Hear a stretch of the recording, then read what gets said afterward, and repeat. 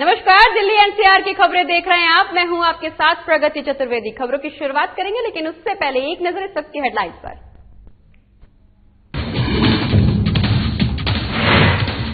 IIT के साथ मिलकर काम करेगी केजरीवाल सरकार। प्रदूषण नियंत्रण पर काम करेगी दिल्ली सरकार। हॉटस्पॉट एरिया में लगाए जाएंगे सुपर और मोबाइल साइट।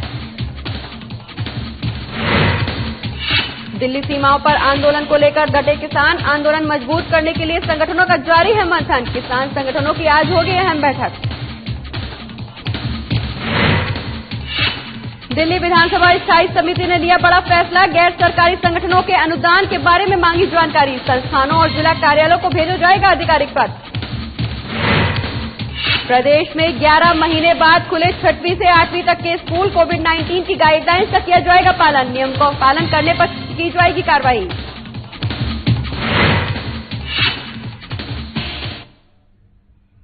चलिए खबरों की शुरुआत करेंगे, जहां दिल्ली विधानसभा की एक स्थायी समिति ने फैसला लिया है, जिसमें पिछले 3 सालों में गैर सरकारी संगठनों को दिए गए अनुदान के बारे में जानकारी मांगी गई है। आपको बता दें कि सामाजिक न्याय और परिवार कल्याण विभाग के तहत सभी संस्थानों और जिला कार्यालयों को आधिकारिक पत्र भेजे गए हैं और इस आधिकारिक पत्र के मुताबिक समिति ने 9 विधानसभा क्षेत्रों से वरिष्ठ नागरिकों के लिए मनोरंजन केंद्रों के विवरण भी मांगे हैं।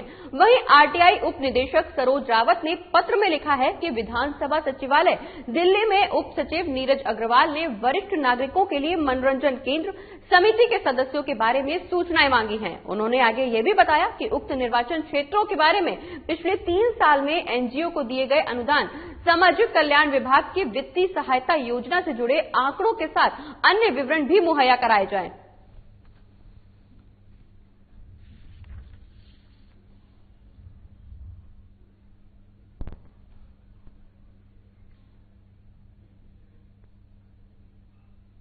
बढ़ते आगे, जहां दिल्ली की केजरीवाल सरकार प्रदूषण को नियंत्रित करने के लेकर एक्शन मोड पर है। आपको बता दें कि सरकार किसी जगह पर प्रदूषण के स्रोत का पता लगाने के लिए आईआईटी कानपुर, आईआईटी दिल्ली और टेरी के साथ मिलकर काम करेगी। बता दें कि वास्तविक समय पर होने वाले प्रदूषण के स्रोत का पता लगाकर सरकार उस पर कार्रवाई करेगी। वहीं तीनों की ओर से विकसित तकनीक को लेकर मुख्यमंत्री अरविंद केजरीवाल को प्रेजेंटेशन दिया गया। इस पर मुख्यमंत्री ने कहा कि सरकार इस तकनीक को दिल्ली में लागू करने के लिए तीनों के साथ मिलकर काम करेगी। अगर हमें वास्तविक समय के आधार पर प्रदूषण के स्रोत का पता लग जाएगा तो हमें तुरंत कार्रवाई करने में मदद मिलेगी। अब इसका प्रस्ताव कैबिनेट में रखा जाएगा और कैबिनेट से मंजूरी मिलने के बाद इस तकनीक पर काम शुरू कर दिया जाएगा। साथ ही इस पायलट प्रोजेक्ट के तहत हॉटस्पॉट वाले एरिया में सुपर साइट और मोबाइल साइट भी लगाए जाएंगे। आपको बता दें कि दिल्ली सरकार देश की पहली सरकार होगी जो एक वास्तविक समय में प्रदूषण के स्रोत का पता लगाने के लिए तकनीक का इस्तेमाल करेगी। साथ ही मुख्यमंत्री ने ये भी जानकारी दी कि दिल्ली सरकार प्रदूषण को कम करने को लेकर इलेक्ट्रिक व्हीकल्स की पॉलिसी भी लाएगी।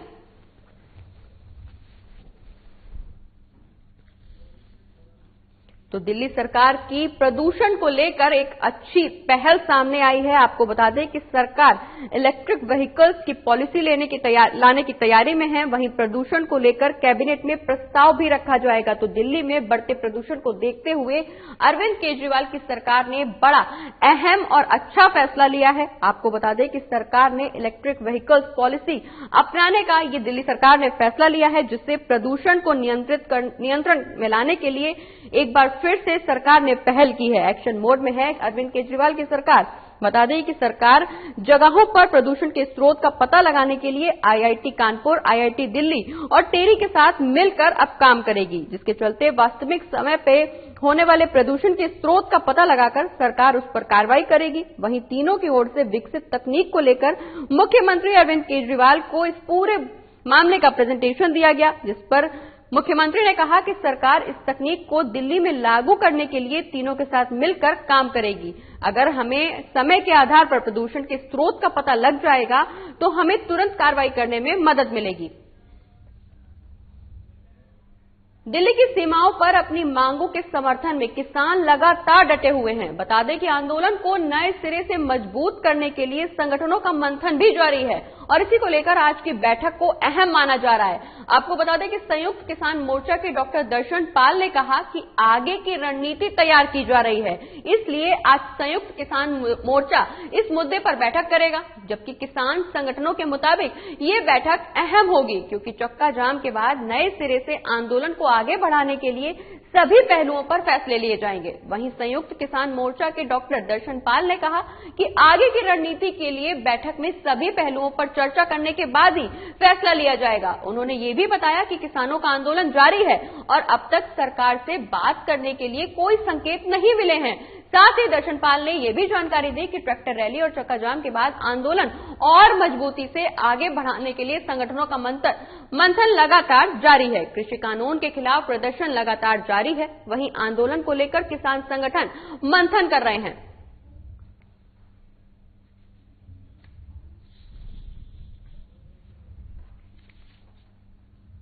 तो आपको बता दें कि कृषि कानून के खिलाफ लगातार प्रदर्शन किया जा रहा है। हर तरफ कृषि कानून को लेकर के विरोध प्रदर्शन जारी है। आपको बता दें कि किसान और केंद्र सरकार के बीच लगातार खींचतान देखने को मिल रही है। किसान संगठनों का कहना है कि कृषि कानून को वापस लिया जाए, जबकि केंद्र सरकार इस बात को पहले ही स्पष्ट कर चुकी है कि कृषि कानून बातचीत के मुद्दे से सुलझाया जा सकता है। इस कानून को वापस लेने के विचार में अभी सरकार नहीं है। तो आंदोलन को लेकर किसान संगठन मंथन कर रही है। आपको बता दें कि किसानों का आंदोलन लगातार जारी है और अब तक से सरकार से बातचीत करने के कोई संकेत नहीं मिले हैं। इस दौरान दिल्ली की सीमाओं पर अपनी मांगों के समर्थन में किसान लगातार डटे हुए हैं। आंदोलन को नए सिरे से मजबूत करने के लिए संगठनों का मंथन भी लगातार जारी है।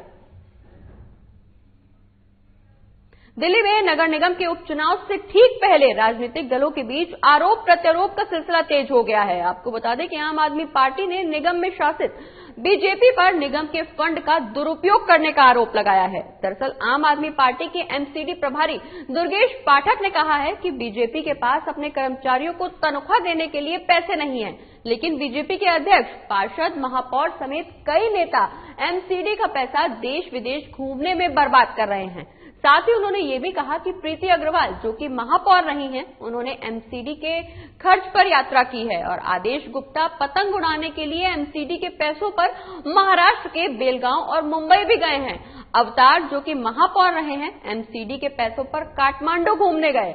साथ ही आप नेता दुर्गेश पाठक ने पूरे मामले की जांच की मांग की है और इसी के साथ 48 घंटों के अंदर देश विदेश घूमने वाले बीजेपी नेताओं की पूरी जानकारी आम जनता के सामने रखने की भी मांग की है।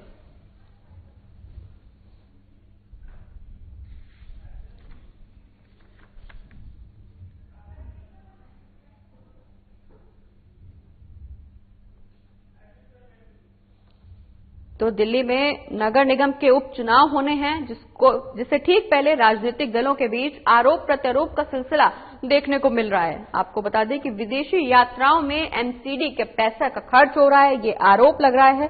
वहीं बीजेपी पर नगर निगम के फंड का दुरुपयोग करने का भी आरोप लगाया गया है। आपको बता दें कि आम आदमी पार्टी के एमसीडी प्रभारी दुर्गेश पाठक ने कहा है कि बीजेपी के पास अपने कर्मचारियों को तनख्वाह देने के लिए पैसे नहीं है।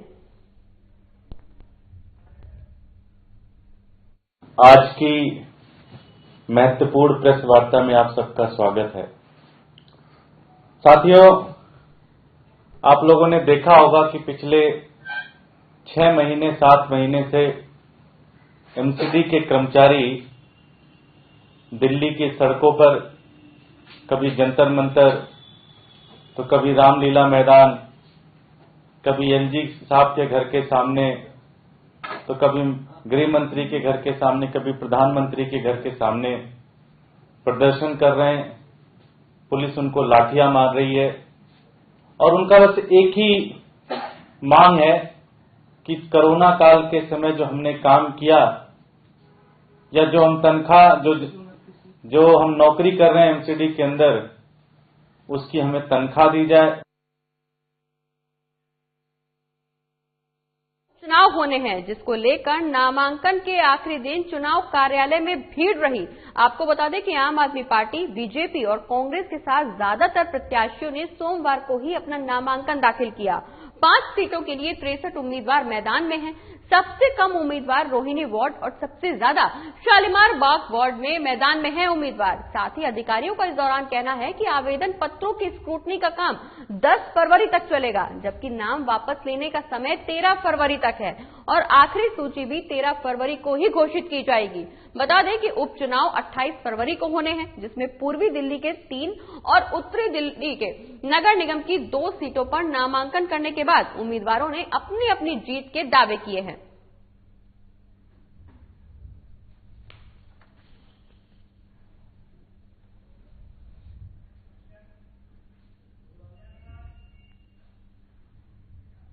और अब दिल्ली में मकान खरीदने वालों के लिए केजरीवाल सरकार ने एक अच्छी पहल की है। दिल्ली में सर्कल रेट में कमी करने के बाद अब होम लोन की ब्याज रेट भी घटा दी गई है। आपको बता दें कि दिल्ली सहकारी आवास वित्त निगम लिमिटेड ने लोन की ब्याज रेट 7.45% से घटाकर 6.75% कर दी है और लोन पर ब्याज रेट कम करने के बाद 1 लाख रुपए के महीने पर 760 रुपए किश्त देनी होगी, जबकि इससे पहले 803 रुपए किश्त देनी पड़ती थी। वहीं दिल्ली सरकार के कैबिनेट मंत्री राजेंद्र पाल गौतम ने बताया कि इससे दिल्ली वालों को बड़ी राहत मिलेगी। गौरतलब है कि पिछले सप्ताह ही केजरीवाल सरकार के नेतृत्व में सर्कल रेट घटाने का फैसला लिया गया था। साथ ही दिल्ली सरकार ने आवासीय, वाणिज्यिक और औद्योगिक संपत्तियों के सर्कल रेट को 20% तक कम करने का फैसला लिया है। अब सर्कल रेटों में कमी से दिल्ली की आम जनता को अपने परिवार के लिए घर खरीदने का सपना साकार होगा। साथ ही दिल्ली सहकारी आवास वित्त निगम लिमिटेड के चेयरमैन राजेश गोयल ने बताया कि दिल्ली सरकार के फैसले के साथ ही आवासीय ऋण लेने के लिए ब्याज दर को 7.45% से घटाकर 6.75% कर दिया गया है। ये दरें निजी बैंकों के मुकाबले बहुत कम है। इससे दिल्ली वासियों को हर महीने की किस्तों में के भुगतान में भी राहत मिलेगी और किस्तों में राहत मिलने से जहां ऋण लेने वालों लोगों पर दबाव कम होगा, वहीं इस बचत से वे अपने परिवार के लिए खुशियां जुटा सकेंगे।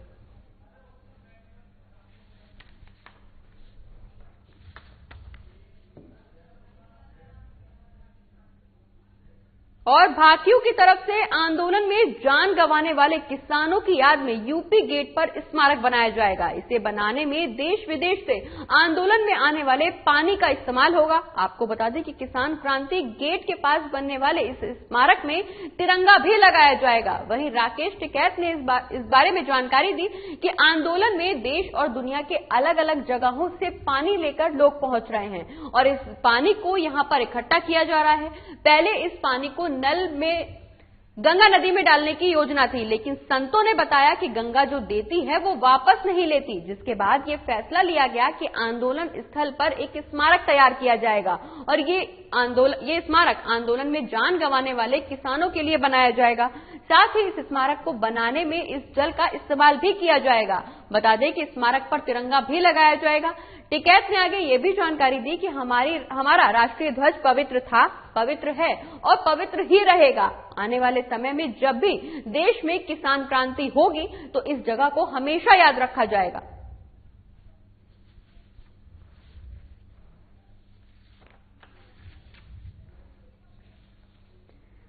तो आंदोलन में जान गंवाने वाले किसानों की याद में अब यूपी गेट पर स्मारक बनाया जाएगा। आपको बता दें कि भाकियों की तरफ से ये स्मारक बनवाया जाएगा, जिसके चलते देश विदेश से आंदोलन में आने वाले लोग पानी का प्रयोग करेंगे। आपको बता दें कि किसान क्रांति गेट के पास बनने वाले इस स्मारक में तिरंगा भी लगाया जाएगा। तो भाकियों की तरफ से आंदोलन में जान गंवाने वाले किसानों की याद में अब यूपी गेट पर स्मारक बनाया जाएगा। इस स्मारक में तिरंगा भी लगाया जाएगा। बता दें कि इस स्मारक में जगह जगह से जो आंदोलन में लोग पहुंच रहे हैं उस पानी को लेकर के उसका प्रयोग भी किया जाएगा स्मारक बनाने में।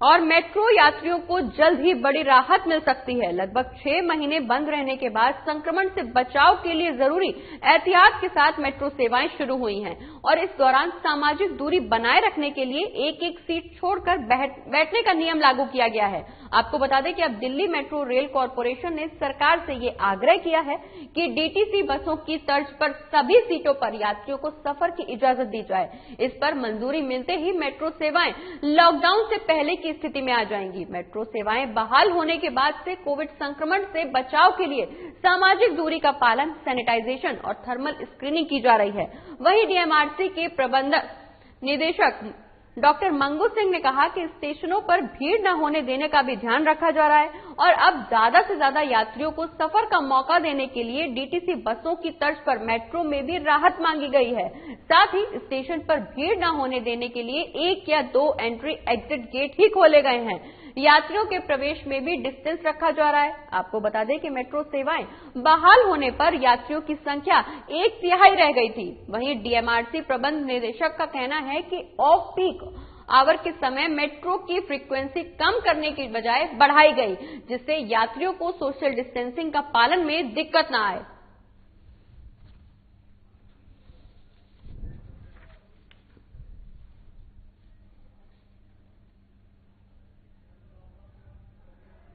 तो मेट्रो के यात्रियों को जल्द ही बड़ी राहत मिल सकेगी। आपको बता दें कि लगभग 6 महीने से बंद रहने के बाद एक बार फिर से मेट्रो का संचालन शुरू हुआ है। वहीं अब ये मांग की गई है कि डीटीसी बसों की तर्ज पर मेट्रो में भी, जो मेट्रो खुलते ही एक सीट छोड़कर एक सीट पर बैठने के नियम बनाए गए थे, अब डीटीसी बसों की तर्ज पर मेट्रो में भी सभी यात्रियों को सभी सीट पर बैठने की अनुमति दी जाए। तो मेट्रो यात्रियों को बड़ी सौगात, बड़ी राहत जल्दी ही मिल सकती है। आपको बता दें कि एक सीट छोड़कर बैठने का नियम लागू किया गया था। वहीं अब एक बार फिर से सरकार से ये आग्रह किया गया है कि डीटीसी बस की तर्ज पर ही मेट्रो में भी सुविधाएं दी जाएं। बढ़ते आगे, जहां कोरोना संक्रमण की वजह से 11 महीने से बंद 6वीं से 8वीं तक के स्कूल बुधवार से खुल गए हैं। बता दें कि गाजियाबाद प्रशासन ने इन स्कूलों के लिए गाइडलाइंस भी जारी कर दी हैं। वहीं स्कूल प्रबंधन को गाइडलाइंस का पालन करना अनिवार्य रूप से पालन करना होगा। पालन न करने पर स्कूल प्रबंधन पर कार्रवाई भी की जाएगी। वहीं जिला विद्यालय निरीक्षक के अनुसार 1 मार्च से क्लास 1 से लेकर 5वीं तक के स्कूल खोलने के लिए भी गाइडलाइंस जल्द ही जारी की जाएंगी। कक्षा 6 से लेकर 8वीं तक के स्कूल 10 फरवरी से 50% छात्रों के लिए खोले जाएंगे। जिला प्रशासन की ओर से कोरोना संक्रमण से बचाव को लेकर शिक्षकों और स्कूल प्रबंधन को विशेष दिशा निर्देश भी दिए गए हैं। वहीं जिला विद्यालय निरीक्षक रवि दत्त ने बताया कि शासन के आदेश के बाद भी सभी स्कूलों को कोविड-19 की गाइडलाइंस का सख्ती से पालन करना होगा। साथ ही स्कूल खुलने से पहले पूरे परिसर को सैनिटाइज भी करना होगा। हैंड वॉश और डिजिटल थर्मामीटर की व्यवस्था भी करनी होगी। बता दें कि स्कूल आने वाले हर एक स्टूडेंट की जांच भी की जाएगी। वहीं क्लासरूम में छात्रों के बीच 6 फीट की दूरी रखते हुए बैठने की व्यवस्था करनी होगी। स्कूल प्रबंधन को सभी अभिभावकों से लिखित अनुमति लेनी होगी और अभिभावक को अनुमति के लिए बाध्य नहीं करना होगा।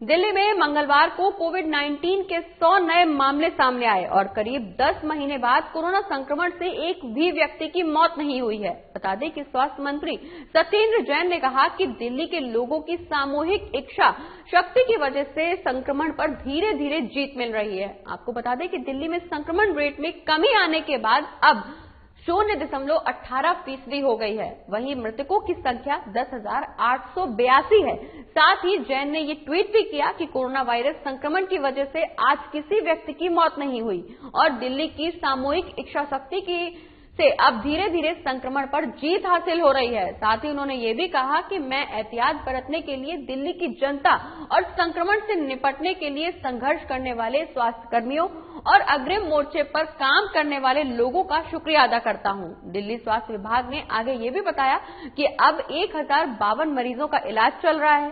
साथ ही संक्रमितों की संख्या 6,36,260 हो गई है।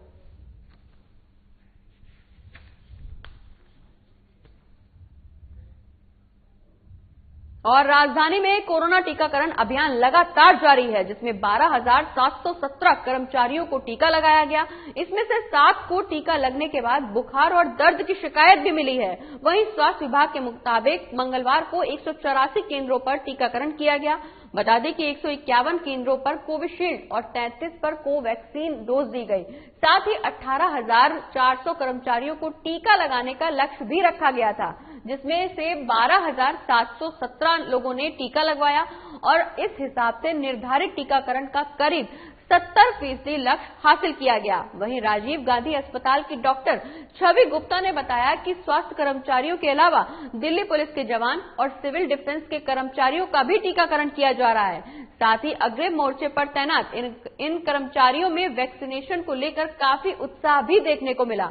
बता दें कि मध्य दिल्ली जिले में कुल 30 केंद्रों पर 1,582 कर्मचारियों ने टीका लगवाया।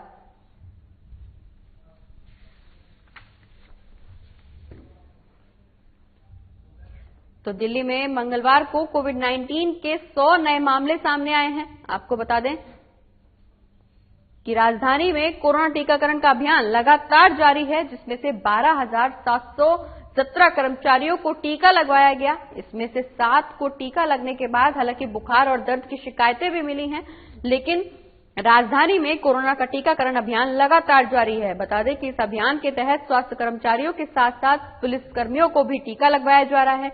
वहीं 151 केंद्रों पर कोविशील्ड और 33 केंद्रों पर कोवैक्सीन की डोज भी दी गई। इस दौरान 18,400 कर्मचारियों को टीका लगाने का लक्ष्य रखा गया। आपको बता दें कि इस लक्ष्य का करीब 70% लक्ष्य ये पूरा हासिल कर चुके हैं। वहीं राजीव गांधी अस्पताल की डॉक्टर छवि गुप्ता का कहना है कि स्वास्थ्य कर्मचारियों के अलावा दिल्ली पुलिस के जवान और सिविल डिफेंस के कर्मचारियों का भी टीकाकरण किया जा रहा है।